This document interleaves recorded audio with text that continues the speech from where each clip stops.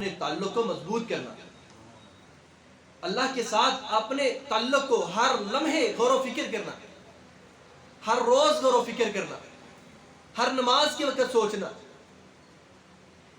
ہر وقت سوچنا کہ میرے اللہ کے ساتھ تعلق کیسے ہے۔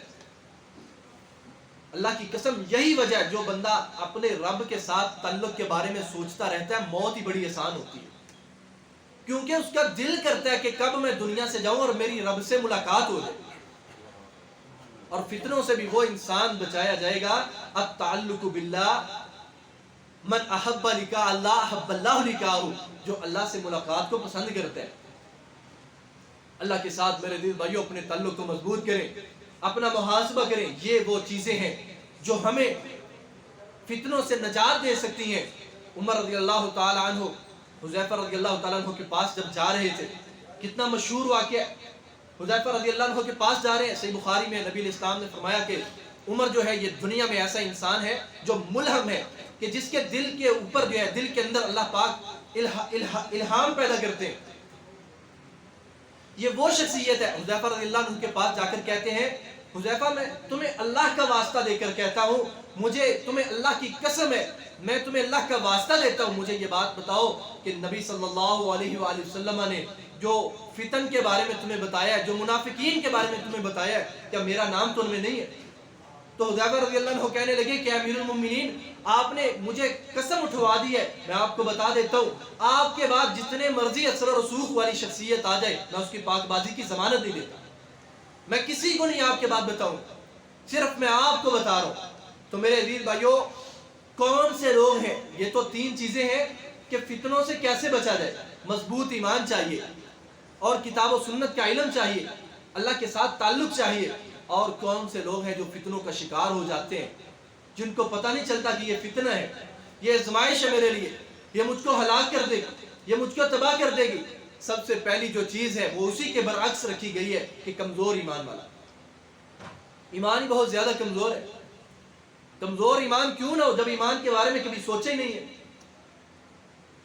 جب ہمیں لا الہ الا اللہ کی شرائط کا نہیں پتا تو ہمارا ایمان کبھی کیسے ہوگا؟ صرف لا الہ الا اللہ پڑھنے سے، یہی بات تو اللہ تعالیٰ نے سورت کا آغاز کرتے ہوئے کہی ہے، بلکہ اس سے بڑی بات کہی ہے، فرمایا احسب الناس ان یترکوا ان یقولوا آمنا، کہ لوگوں کو اسی بات کے اوپر چھوڑ دیا جائے گا کہ یہ کہہ دیں گے کہ ہم ایمان والے ہیں، وہم لا یفتنون، ان کو امتحان میں ڈالے نہیں جائے گا۔ پہلی چیز علماء نے بیان کی ہے، فرمایا کمزور ایمان والا جو ہے وہ فتنوں کا شکار ہو جاتا ہے۔ میرے عزیز بھائیو، ذرا اپنا محاسبہ کریں، کہیں آج ہم فتنوں کا شکار تو نہیں ہیں، کہیں آج ہم فتنوں کی دلدل کے اندر پھنسے تو نہیں ہوئے۔ کمزور ایمان والا جو ہے وہ فتنوں کا شکار ہو جائے گا۔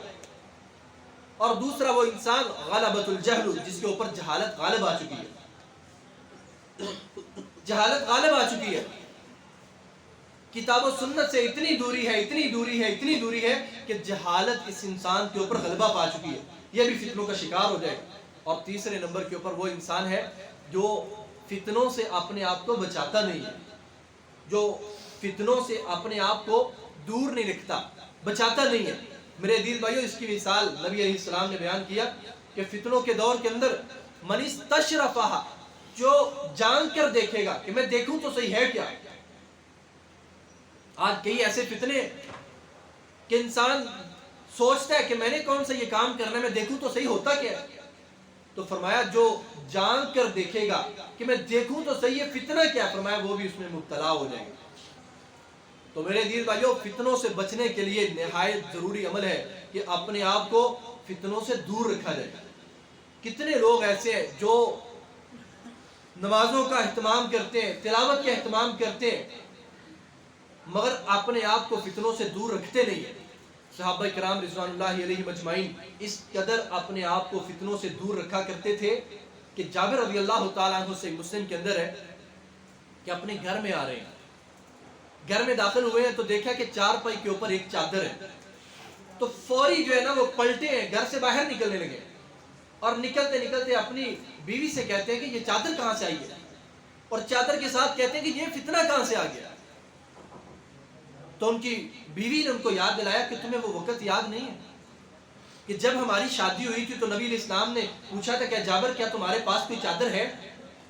تو تم نے کہا تھا کہ اللہ کے رسول ہمارے گھر میں چادر کہاں سے آئے؟ تو نبی علیہ السلام نے فرمایا کہ اما انہو سیکون انمات، کہ جابر ایسا وقت آنے والا ہے کہ تمہارے پاس بہت زیادہ چادریں آ جائیں۔ تو جابر رضی اللہ تعالیٰ عنہ نبی علیہ السلام کی اس بات کو سوچ کر خاموش ہو گئے، کہتے ہیں ہاں مجھے وہ وقت یاد آ گیا کہ جب نبی علیہ السلام نے کہا تھا کہ ہاں واقعتاً تمہارے پاس چادریں آ جائیں، وگرنہ میں اس گھر میں ٹھہرنے والا نہیں تھا۔ نبی صلی اللہ علیہ وآلہ وسلم کے صحابی سعید بن عامر ہیں، امیر المومنین عمر فاروق رضی اللہ عنہ نے کہا کہ مجھے حمص کے گورنروں کی جو ہے نا وہ ایک حمص کے غرباء کی ایک لسٹ بنا کے دی جائے کہ حمص کے اندر کون کون سے غریب رہتے ہیں، تاکہ مدینہ کے اندر مال ہے یہاں سے روانہ کیا جائے ان کے لیے۔ تو امیر المومنین عمر فاروق کے پاس لسٹ آتی ہے، ان لسٹ کے اندر سب سے پہلا جو نام لکھا ہوا ہے وہ سعید بن عامر کا لکھا ہوا ہے جو حمص کے گورنر ہے۔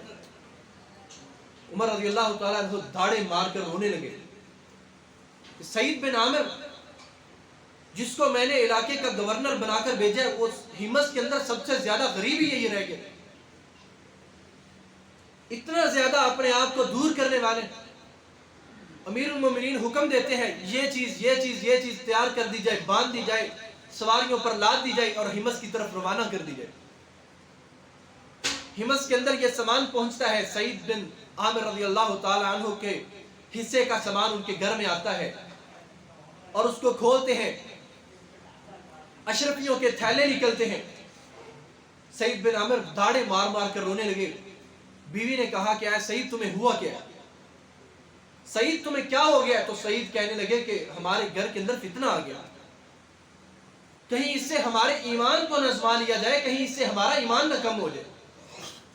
آج ہم فتنے کو فتنہ سمجھتے نہیں ہیں، اور فتنہ سب سے زیادہ جو ہماری قیمتی چیز ایمان ہے اس کو چھین کر لے جاتا ہے۔ سعید بن عامر رو رہے ہیں اور ادھر سعد رضی اللہ تعالیٰ عنہ، رسول اللہ صلی اللہ علیہ وسلم، سعد بیمار ہیں، ان کی تیمارداری کے لیے گئے۔ آپ سعد کے پاس تشریف فرمائے، حضرت سعد کہنے لگے کہ اللہ کے رسول میری ایک بیٹی ہے، میرا مال بہت زیادہ ہے، تو میرا دل چاہتا ہے کہ میں آدھا مال اللہ کے رستے کے اندر وقف کر دوں۔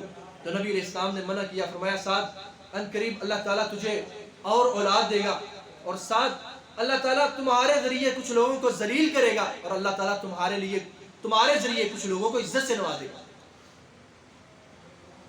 رسول اللہ صلی اللہ علیہ وسلم دنیا سے رخصت ہو جاتے ہیں۔ ایک وقت آتا ہے کہ حضرت سعد رضی اللہ تعالیٰ عنہ فارس کو فتح کرتے ہیں، نبی علیہ السلام کی معجزانہ پیشین گوئی پوری کرتے ہیں کہ سب سے بڑا جو اس دور کا رستم تھا، جو سب سے بڑا فرعون بن رہا تھا، حضرت سعد رضی اللہ تعالیٰ عنہ اس کو ذلت کی موت قتل کرتے ہیں۔ رستم کو قتل کرتے ہیں، فارس کو فتح کرتے ہیں، ایران کو فتح کرتے ہیں، قادسیہ کو فتح کرتے ہیں، مدائن کے اندر کفار کو شکست دیتے ہیں، نہاون کو فتح کرتے ہیں۔ اور سعد رضی اللہ تعالیٰ عنہ کو جب خبر ملتی ہے کہ مسلمانوں کے اندر خانہ جنگی شروع ہو چکی ہے، مسلمانوں کے اندر لڑائی پڑ گئی ہے، مسلمانوں میں فتنہ آ گیا ہے، مسلمانوں کے اندر لڑائی شروع ہو چکی ہے، تو حضرت سعد مدینہ میں آتے ہیں۔ صحیح مسلم کے اندر موجود ہے کہ مدینہ میں آ کر کیا کرتے ہیں؟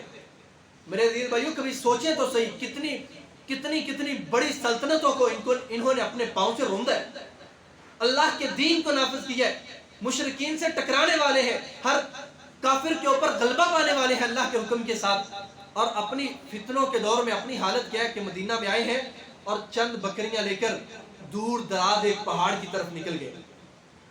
صحیح مسلم کے اندر حضرت صاحب کا واقعہ موجود ہے کہ ایک دن ایسا آتا ہے کہ ایک سواری پہ سوار ہے، وہ دوڑتا ہوا آ رہا ہے حضرت صاحب کی طرف، اس کو دیکھ کر کہتے ہیں اللہم انی اعوذ بک من شر ھذا الراکب، اے اللہ اس سوار سے، اس کے شر سے میں تیری پناہ میں آتا ہوں، کہیں یہ کوئی دنیا کا پیغام میرے لیے نہ لے کر آیا ہو جس سے میں کسی فتنے کے اندر مبتلا ہو جاؤں، کوئی دنیا کا پیغام نہ ہو میرے لیے جو مجھے کسی مصیبت کے اندر مبتلا کر دے۔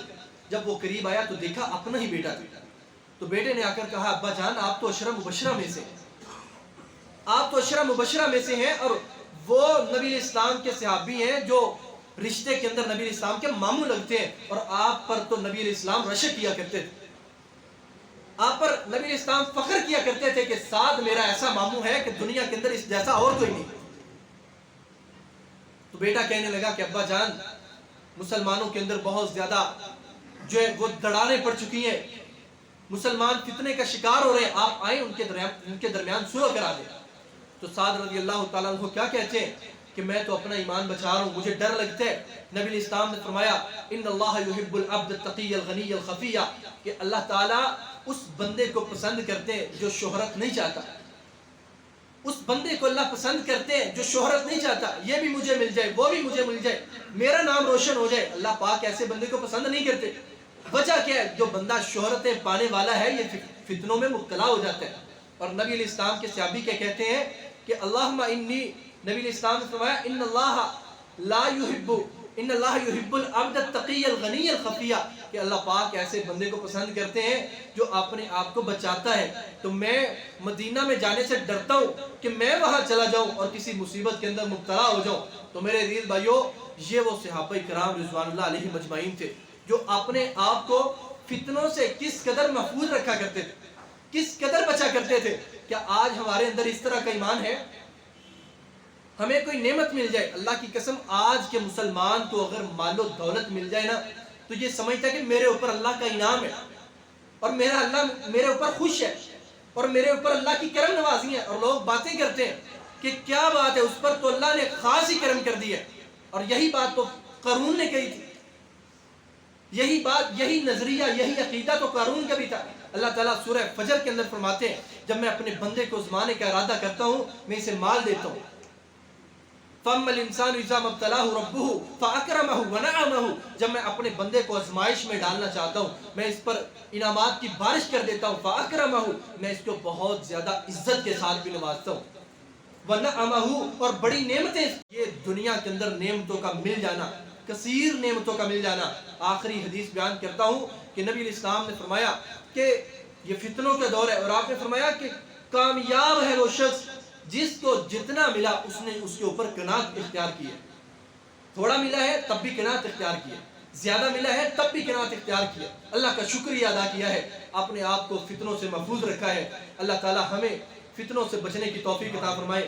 انشاءاللہ آنے والے خطبے کے اندر ہم کچھ فتن کے اسباب کو بیان کریں گے کہ آج کل کے دور کے اندر کون کون سے فتنے جو ہے وہ رونما ہو چکے ہیں جن سے بچنا بہت زیادہ ضروری ہے، کہ جن کے بارے میں نبی صلی اللہ علیہ وآلہ وسلم نے اپنے صحابہ کرام کو آگاہ کر دیا تھا. اللہ تعالیٰ سے دعا ہے اللہ تعالیٰ سننے سمجھنے اور اس پر عمل کرنے کی توفیق عطا فرمائے. وآخر دعوانا